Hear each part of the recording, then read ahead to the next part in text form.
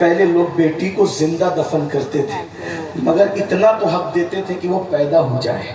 توجہ کرنا، اتنا تو حق دیتے تھے کہ وہ پیدا ہو جائے. پیدا ہو. آج کے ترقی یافتہ دور میں جب اس ظالم معاشرے کو پتا چلتا ہے کہ پیٹ میں بیٹی ہے تو ڈاکٹر کو رشوت دے کر اور زیادہ پیسے دے کر پٹا پھسلا کر ماں کے پیٹ میں ہی اس بچی کو قتل کر دیتے ہیں، چمچوں سے، چھریوں سے.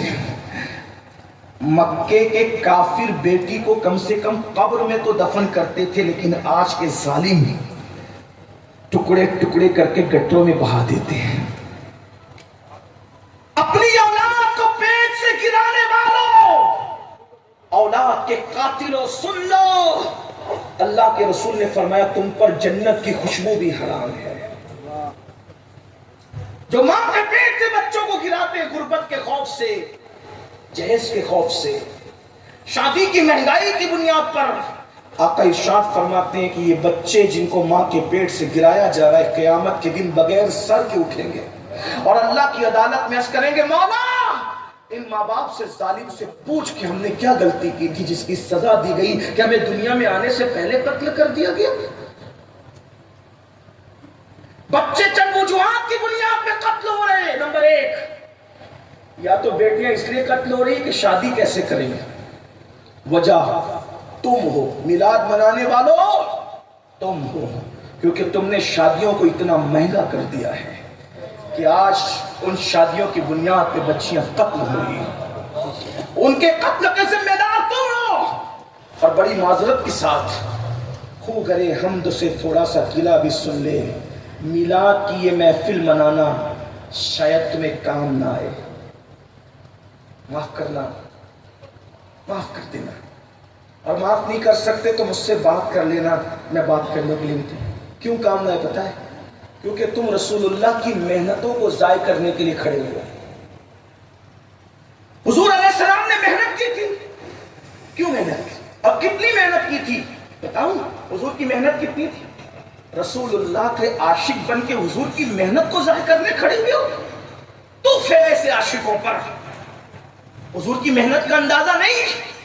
ارے باپ کلکتہ جا کے، دلی جا کے، سعودی جا کر اگر مال کما کر کے لاتا ہے تو بیٹا کہتا ہے میرے باپ کا ماتھے کا پسینہ پیر تک آیا ہے تب کہیں جا کر کے یہ گلشن سجائے.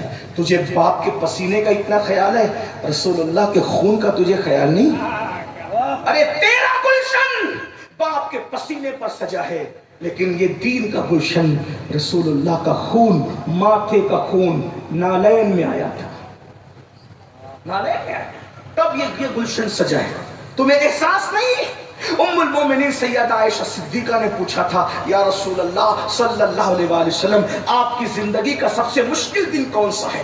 تھوڑا محسوس کر لیں، محسوس کر لیں. میلاد منانے والوں تم بیٹیوں کے قاتل ہو، تم بیٹیوں کے قاتل ہو، تم سب قاتل ہو. آج تم شادی کے نام پر 2-3 لاکھ کا مطالبہ کرتے ہو. تمہاری دینداریاں کہاں جاتی ہے؟ اسلامی معاشرہ کا جلسہ تم رکھتے ہو، اسلامی معاشرہ کے جلسے میں تم آتے ہو. اپنے گھر کی شادی کے موقع پہ تمہارے اسلامی معاشرہ کے جذبات کہاں جاتے ہو؟ بتاؤ. داڑیاں رکھتے ہو، عمرے کرتے ہو، حج کرتے ہو، اور یہ ظلم کر رہے ہو. آج تمہیں یہ درد ہے، مقرر آتا ہے تو اس کے کان میں پھونکتے ہو مسلمانوں کی بچیاں غیروں کے ساتھ بھاگ رہی. ذمہ دار کون ہے؟ تم ہو. جب تم غریبوں کی بچیوں کے ساتھ شادیاں نہیں کرتے، تم نے اتنا مہنگا کر رکھا ہے. بہار، بنگال، یو پی میں لڑکے والے ظلم کر رہے ہیں، کشمیر میں لڑکی والے ظلم کر رہے ہیں. پورا ملک چل رہا ہے. کوئی ہے ایسا جو یہ سوچ سکے کہ میرے نبی نے بیٹی کی آبرو بچانے کے لیے محنت کتنی کی تھی؟ اس محنت کو 2-3 جملوں میں سن لیں، دل پہ نقش کر لیں. ام المومنین سیدہ عائشہ پاک نے پوچھا آقا آپ کی زندگی کا سب سے مشکل ترین دن کون سا ہے؟ پھر خود ہی کہنے لگی، چونکہ حضور سے بہت قریب تھی اور حضور کی بارگاہ میں جس کو کہتے ہیں نا کہ کسی کا اتنا فری ہو جانا کہ انسان منہ لگ جاتا ہے. حضور بہت پیار کرتے تھے ان سے. ان کے بستر پہ قرآن نازل ہوتا تھا. وہ جو چاہتی تھی سوال کر لیتی تھی. تو کہتی تھی سب سے مشکل دن آپ کی زندگی کا کون سا تھا؟ پھر خود ہی اسٹیٹمنٹ دے دیا. احد کا دن مشکل تھا نا آپ کے لیے، جس دن آپ کے دندان شہید ہو گئے تھے، گھوڑے سے آپ کو زمین پہ ڈال دیا گیا تھا، گھٹنے پھٹ گئے تھے، پورا جسم لہو لہان تھا. حضور خود نہیں چلتے تھے، صحابہ اٹھا کر کے پہاڑ پہ لے گئے تھے، پورے جسم سے لہو رس رہا تھا. آپ کے زندگی کا سب سے مشکل دن احد کا دن تھا نا آقا؟ حضور نے فرمایا نہیں، 70 صحابہ شہید ہوئے تھے احد کے دن، وہ مشکل دن نہیں تھا. امیر حمزہ کا کلیجہ چبایا گیا تھا. میری زندگی کا وہ مشکل دن اتنا مشکل تھا لیکن سب سے مشکل نہیں تھا. امیر حمزہ کی ناک، کان، ہونٹ، انگلیاں کاٹ کر، رسی میں پرو کر، ہار بنا کر پہننے والوں نے گلے میں پہنا تھا، بازو میں باندھنے والوں نے بازو میں باندھا تھا، پازیب کی شکل میں پیر میں ڈالے گئے تھے، کلیجہ چبایا گیا تھا. اس دن حضرت حنظلہ پہلی رات کا دولہ شہید ہوا تھا. 70 صحابہ کی لاشیں پڑی تھی. سرکار کہتے ہیں مشکل تو تھا عائشہ، لیکن سب سے مشکل دن میری زندگی کا وہ نہیں تھا. کہ پوچھا حضور کون سا تھا؟ تو میرے آقا نے فرمایا طائف کا دن میری زندگی کا سب سے مشکل ترین دن تھا عائشہ. عرض کہ حضور اس کا کیا داستان ہے؟ فرمایا عائشہ جب مکے والوں نے میری بات نہیں سنی تو میں طائف گیا. 15 دن، 1 مہینہ یا 40 دن تک، 3 روایتیں ملتی ہیں، میں وہاں رہا. میں نے وہاں کے لوگوں کو سمجھایا، انہوں نے نہیں مانا، بلکہ انہوں نے گالیاں دی، پیٹ کے پیچھے چھوکرے لگا دیے. وہ چلاتے تھے پاگل پاگل پاگل، اور آگے 2 قطار لگا کر کے کھڑے تھے، ان کے ہاتھوں میں پتھر تھے. میں جیسے ہی گزرتا تو مجھ پہ پتھر برسا. آج ہم لوگ جب تقریر کرنے جاتے ہیں، نعت پڑھنے جاتے ہیں، دین کی خدمت کرنے جاتے ہیں، تو یہ احساس پڑ پاتا ہے غلاموں کے لیے پھول برس رہے، بلکہ غلام بھی نہیں، ڈائریکٹ غلام در غلام در غلام در غلام، بلکہ ان کے در کے سگانے بے ہنر ان پہ پھول برس رہے. نذرانے دیے جانے، اچھے سے اچھا کھانا کھلایا جانا، اور اس کے بعد جب نکلتے تو ہاتھ جوڑ کے میزبان کہتا ہے حضرت کوئی غلطی ہو تو معاف کر دے. یہ ہم لوگوں کے لیے جبکہ ہم دین کی خدمت نہیں کر پا رہے، لیکن اپنے رسول کے لیے کیا ہوا مسلمانوں، میری قوم کے جوانوں کیا ہوا؟ آقا فرماتے 2 قطار لگا کر کے وہ کھڑے تھے اور مجھ پہ پتھر مار رہے تھے. پتھر سر سے لے کر کے پیر تک مارتے تھے، لیکن خاص طور پہ عائشہ وہ میری پنڈلیوں پہ پتھر مارتے تھے. نالین خون سے بھر گئی تھی، نالین خون سے بھر. مجھ سے کھڑا نہیں رہ جاتا تھا، میں بیٹھ جاتا تھا. عائشہ جب میں بیٹھ جاتا تھا تو وہ دونوں طرف سے میرے بازو پکڑ کے اٹھا کے کھڑا کرتے تھے اور کھڑے کر کے پھر مجھے مارتے تھے. یہ حضور کی محنت ہے. آج حضور کی محنتوں پر کس کو احساس؟ باپ کی محنتوں کا احساس. فجر کی نماز میں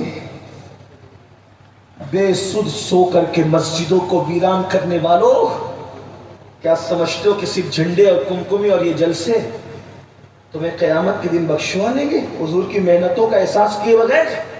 یقیناً یہ بخشش کا ذریعہ ہے، مجھے انکار نہیں ہے. میں فکر رضا کا الحمدللہ غلام ہوں. میرے امام کے افکار ہمارے لیے مشعل راہ ہے.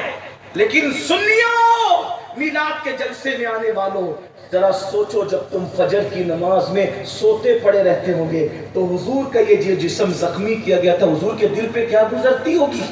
ہاں رات کے 3 بجے تک جب تم زنا کی فلمیں دیکھتے ہو، عاشقان رسول جلسوں میں کہتے ہو نبی کے نام پہ جان قربان کریں گے، اور نرم گدوں پہ لیٹ کر کے جب تم گندی فلم دیکھتے ہو تو رسول اللہ کے دل پہ کیا گزر؟ اسی دن کے لیے میں نے طائف میں پتھر کھائے تھے. عورتوں کے ساتھ ناجائز تعلقات قائم کرتے ہیں آج کل کے لڑکے اور لڑکیاں، عورتوں کو پاپ کی نظر سے دیکھتے. آپ مردہ رسول کا کلمہ نہیں پڑھتے، آپ اس رسول کا کلمہ پڑھتے ہیں کہ آپ کا لمحہ لمحہ ہمارے رسول دیکھ رہے ہیں، اللہ کے اذن اور عطا سے دیکھ رہے ہیں، وہ ہماری جانوں سے زیادہ قریب ہے. بتاؤ جب کوئی محنت کرتا ہے، یہ صرف جلسہ محنت سے سجا، اگر اس جلسے کو خراب کریں گے نا تو جلسہ بنانے والے جو جلسہ جنہوں نے منعقد کیا، امام صاحب ہو یا ان کی کمیٹی ہو، امین القادری بھی اگر جلسہ خراب کرے گا اچھا نہیں لگے گا، بولے کہ دوسری بار اس کو مت بلانا، سید ہوگا اپنے گھر کا، ہمارا جلسہ خراب کر گیا۔ میں پوچھتا ہوں جو تمہارے ایک مہینے کی محنت پر چندے کے پیسے کے سجائے ہوئے جلسے کو برباد کرے، تمہارا دل اتنا ٹوٹتا ہے؟ نہ سید